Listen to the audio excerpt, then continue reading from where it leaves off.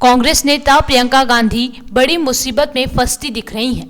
दरअसल ईडी ने money laundering case में प्रियंका गांधी का नाम पहली बार चार्जशीट में दाखिल किया है। हालांकि प्रियंका को आरोपी नहीं बनाया गया है, उनका नाम आरोपी से जुड़े होने के तौर पर शामिल किया गया है। ईडी की चार्जशीट के मुताबिक ये मामला जमीन खरीदने और बेचने से जुड़ा है। मामले में भगोड़े हथियार डीलर संजय भंडारी के सहयोगी सीसी थम्पी ने हरियाणा के फरीदाबाद में रियल एस्टेट एजेंट HL पहावा से 2005 से 2008 तक कई बार जमीनें खरीदी हैं।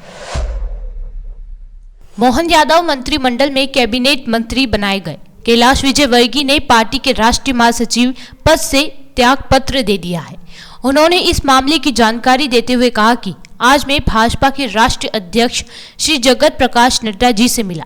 हमारी पार्टी के सिद्धांत एक व्यक्ति एक पद के अनुसार मैंने महासचिव पद से उन्हें इस्तीफा सौंपा।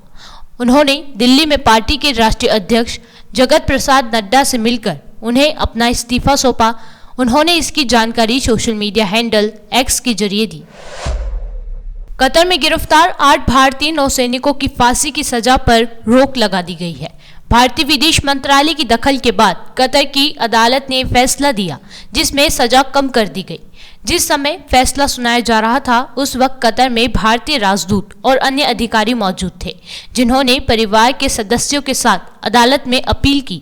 कतर में धरा ग्लोबल मामले में मिली मौत की सजा पर विदेश मंत्रालय ने कहा कि हम मामले की शुरुआत से ही पूर्व सैनिकों और उनके परिवार के साथ खड़े हैं और हम सभी काउंसलर और कानूनी सहायता देना जारी रखेंगे।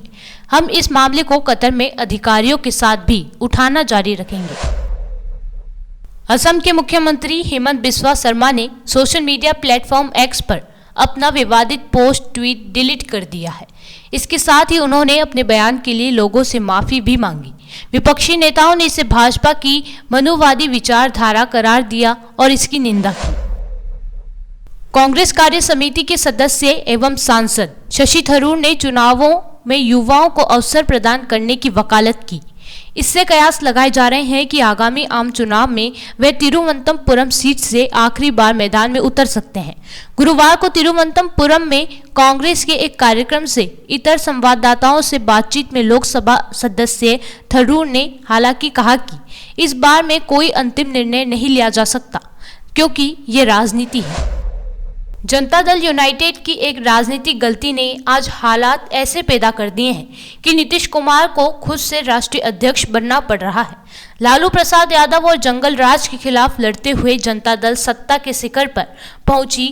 इस लालू प्रसाद यादव और जंगल की राजनीति इमारत की डरावनी करने के एक फैसले ने आज ऐसे हालात पैदा कर दिए हैं। जनता दल यूनाइटेड अपने राजनीतिक अस्तित्व को बचाने की लड़ाई लड़ रहा है। जब से जनता दल यूनाइटेड बना था, तब से उनकी जो विचारधारा थी, उस विचारधारा को साइड में करते हुए लालू प्रसाद यादव के खिलाफ की लड़ाई को खत्म करते हुए लालू प्रसाद यादव के साथ जाने का फैसला हो गया।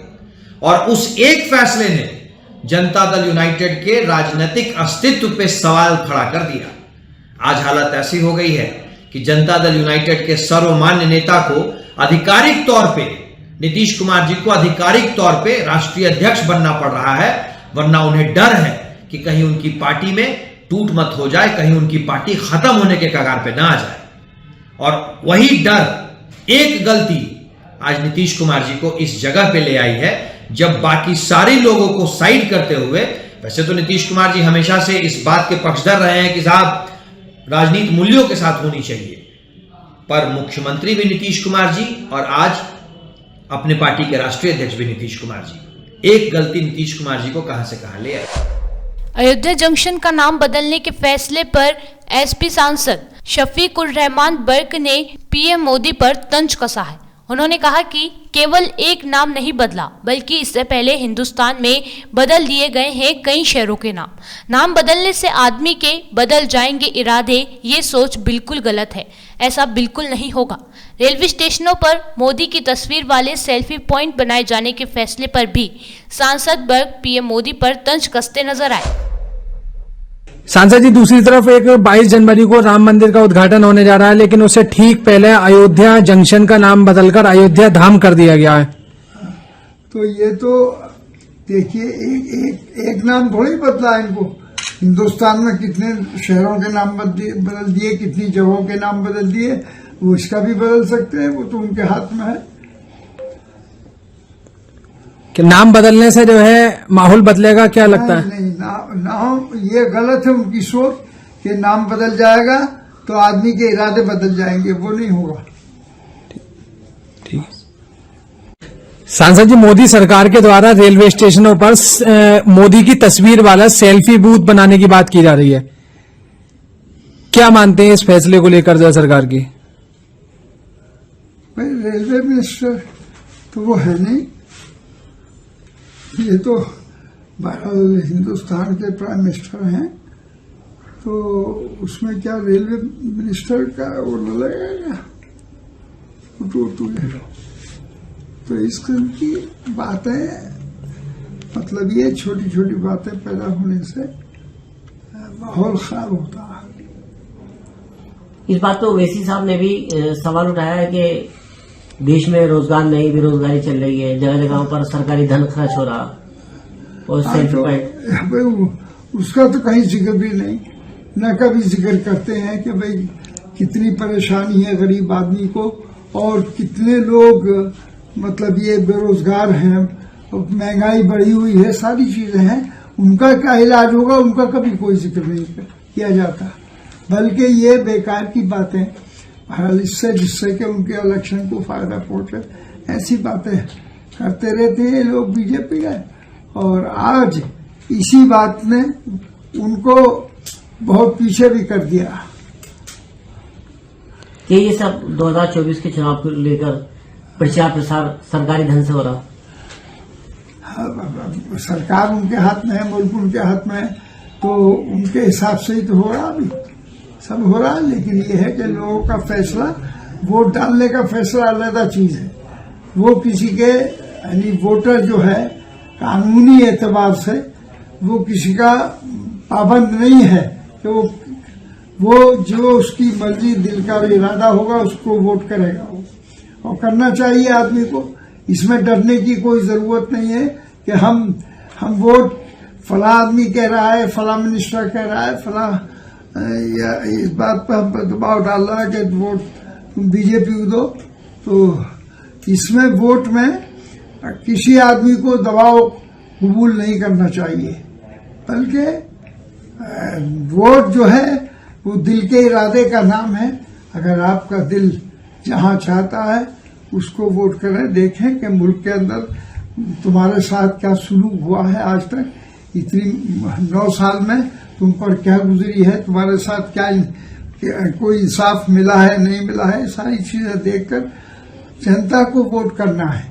और जनता को हमें समझाने की भी जरूरत नहीं है, खुद जनता समझी हुई है इस बात को। लेकिन सांसद जी, जो सेल्फी बूथ बनाए जा रहे हैं वो कहीं ना कहीं जो बदलते माहौल में लोग सेल्फी लेना चाहते हैं, उसको देख करके सरकार ने ये फैसला लेने की बात कही है। क्या चीज? जो बदलता माहौल है उसमें लोग कहीं ना कहीं जो है सेल्फी लेने के बहुत ज्यादा जो है इच्छुक हो गए हैं, इस वजह से सरकार ने जो है ये फैसला लेने की बात जो सामने आ रही है कि सेल्फी पॉइंट इसलिए बनाए जा रहे हैं। बीजेपी के दिग्गज नेता ज्योतिरादित्य सिंधिया ने हाल ही में अयोध्या अंतर्राष्ट्रीय एयरपोर्ट पर बात की। उन्होंने बताया कि किस तरह से एयरपोर्ट में आधुनिकता के साथ साथ संस्कृति का भी समागम है। इसके साथ ही उन्होंने निमंत्रण न दिए जाने के मुद्दे पर विपक्ष द्वारा राजनीति करने पर भी प्रतिक्रिया दी है। संपूर्ण विश्व के लिए एक महत्वपूर्ण तिथि है। प्रधानमंत्री जी का एक स्वयं का एक संकल्प था कि अति आधुनिक एयरपोर्ट, रेलवे स्टेशन, सभी आवागमन की सुविधा अयोध्या में पर्याप्त मात्रा में स्थापित होनी चाहिए। सपने को संकल्प में परिवर्तित करके उस संकल्प को सिद्धि तक ले जाने का एक परिश्रम अगर किसी ने किया है तो प्रधानमंत्री नरेंद्र मोदी जी ने किया है। भारत के अंदर ऐसे तत्व हैं जो भारत को छोटे दिखाने में लगे हुए हैं। अयोध्या का विमानतल का लोकार्पण प्रधानमंत्री नरेंद्र मोदी जी के करकमलों के द्वारा कल होने जा रहा है। ये केवल अयोध्या के लिए एक महत्वपूर्ण तिथि नहीं है, केवल उत्तर प्रदेश के लिए महत्वपूर्ण तिथि नहीं है, केवल संपूर्ण भारतवर्ष के लिए महत्वपूर्ण तिथि नहीं है, लेकिन ये अतिशयोक्ति नहीं होगी अगर मैं कहूं कि संपूर्ण विश्व के लिए एक महत्वपूर्ण तिथि है। भगवान पुरुषोत्तम राम की जन्मभूमि में आवागमन की सुविधा उपलब्ध हो पाए, ये हम सब लोगों की एक जिज्ञासा थी। प्रधानमंत्री जी का एक स्वयं का एक संकल्प था कि अति आधुनिक एयरपोर्ट, रेलवे स्टेशन, सभी आवागमन की सुविधा अयोध्या में पर्याप्त मात्रा में स्थापित होनी चाहिए। जहां एयरपोर्ट के अंदर, विमानतल के अंदर अति आधुनिक व्यवस्था उपलब्ध है, वहीं उस विमानतल का संपूर्ण आकार पुरानी वास्तुकला, पुरानी मंदिर की संस्कृति, मंदिर का आर्किटेक्चर के आधार पर पूर्ण रूप से किया गया है। अंदर के द्वार में और संपूर्ण अंदरूनी क्षेत्र में मर्यादा पुरुषोत्तम भगवान श्री राम की पूर्ण जीवन की अलग अलग शैलियां भारतीय कला और संस्कृति और क्षमता के आधार पर अलग अलग दृश्य में दिखाई गई हैं। पट्टीचित्र के आधार पर, राजा रवि वर्मा जी के आधार पर, और यही एक सोच, विचारधारा और आदेश प्रधानमंत्री जी का स्वतः सदैव रहा है कि अति आधुनिक व्यवस्था हो, लेकिन भारत के हर एक कोने में भारत की प्राचीन संस्कृति, भारत की प्राचीन वैभव, भारत की प्राचीन आध्यात्मिक शक्ति का स्वरूप हर एक हवाई अड्डे पे दिखे। और उसी कल्पना को और उसी संकल्प को पूरा करने के लिए हमारी कोशिश रही है। सर, अयोध्या कैसे विश्व से जुड़ेगा? क्या हम इसकी कल्पना करें कि जल्दी वो इंटरनेशनल एयरपोर्ट का दर्जा भी मिले उसे? पूर्ण निर्णय कैबिनेट के द्वारा लिया जा रहा है और मैं आपको आश्वस्त करता हूं कि पूर्ण सुविधा अयोध्या को जरूर मिलेगी। वर्तमान में 6,500 स्क्वायर मीटर की क्षेत्रफल में ये एयरपोर्ट बना हुआ है। करीब 13 से 15 एप्रन है एयरपोर्ट प्लेन्स के लिए। हर तरीके का विमान, एयरबस A321, बोइंग 737 वहां उतर पाएगा। द्वितीय भाग में इस रनवे को भी हम आगे जाके बढ़ाने वाले हैं ताकि बड़े विमान भी यहाँ आ पाएं। जहां वर्तमान में 6,500 स्क्वायर मीटर का एयरपोर्ट बन चुका है, द्वितीय भाग में हम लोगों की कल्पना है कि 50,000 स्क्वायर मीटर का एयरपोर्ट टर्मिनल बने, मतलब कि 5 लाख स्क्वायर फुट का एयरपोर्ट का टर्मिनल बने। तो ये संभावनाएं हैं अयोध्या के लिए। कल एयरपोर्ट का शुभारंभ प्रधानमंत्री जी के कर कमलों के द्वारा किया जा रहा है और आने वाले 22 तारीख को, जनवरी के 22 तारीख को भगवान राम की प्राण प्रतिष्ठा भव्य राम मंदिर में, जो केवल 140 करोड़ भारतीय जनता का सपना नहीं, लेकिन विश्व में बैठे हुए भारतीय संस्कृति के साथ जुड़े हुए एक एक व्यक्ति का सपना था। 500 साल पुराना एक सपना, 5,000 साल पुराना एक सपना है और उसे अगर किसी ने साकार किया है और सपने को संकल्प में परिवर्तित करके उस संकल्प को सिद्धि तक ले जाने का एक परिश्रम अगर किसी ने किया है तो प्रधानमंत्री नरेंद्र मोदी जी ने किया है। राजनीति भी शुरू हो गई है। कई लोग कहते हैं कि हमें बुलावा आया, हम जाएंगे नहीं। कई लोग कहते हैं बुलावा नहीं आया। ये अजीब विसंगति है। बुलाया जाए तो कठिनाई की कैसे बुलावे से कन्ना काटा जाए, न बुलाया गया तो क्यों नहीं बुलाया गया, और मुझे तो ये आश्चर्य लग रहा है कि जहां भारत की भव्यता प्रधानमंत्री जी के अथक प्रयास और परिश्रम के आधार पर विश्व पटल पर भारत एक नक्षत्र की तरह उभर रहा है, वहीं भारत के अंदर ऐसे तत्व हैं जो भारत को छोटे दिखाने में लगे हुए हैं। जिनका मन छोटा हो, जिनकी सोच छोटी हो, उनको विस्तृतीकरण के बारे में हम पाठ नहीं सिखा सकते, लेकिन शायद आने वाले दिनों में अप्रैल और मई के माह में देश की जनता विस्तृतीकरण की पाठ बना सकती। अयोध्या में एक तरफ जहां राम मंदिर बनकर तैयार हो गया है और रामलला की प्राण प्रतिष्ठा प्रधानमंत्री नरेंद्र मोदी के हाथों होने जा रही है, वहीं एक और अबू धाबी में तैयार हो रहे BAPS मंदिर में उद्घाटन समारोह में शामिल होने को लेकर भी प्रधानमंत्री को निमंत्रण मिला है। वहीं हम आपको बता दें, अबू धाबी में BAPS स्वामी नारायण मंदिर का निर्माण कराया जा रहा है। इसी के मद्देनजर पूज्य स्वामी ईश्वर चंद दास और ब्रह्म बिहारी दास ने निदेशक मंडल के साथ प्रधानमंत्री नरेंद्र मोदी से मुलाकात की। इस दौरान उन्होंने प्रधानमंत्री को उद्घाटन समारोह में शामिल होने का न्योता दिया।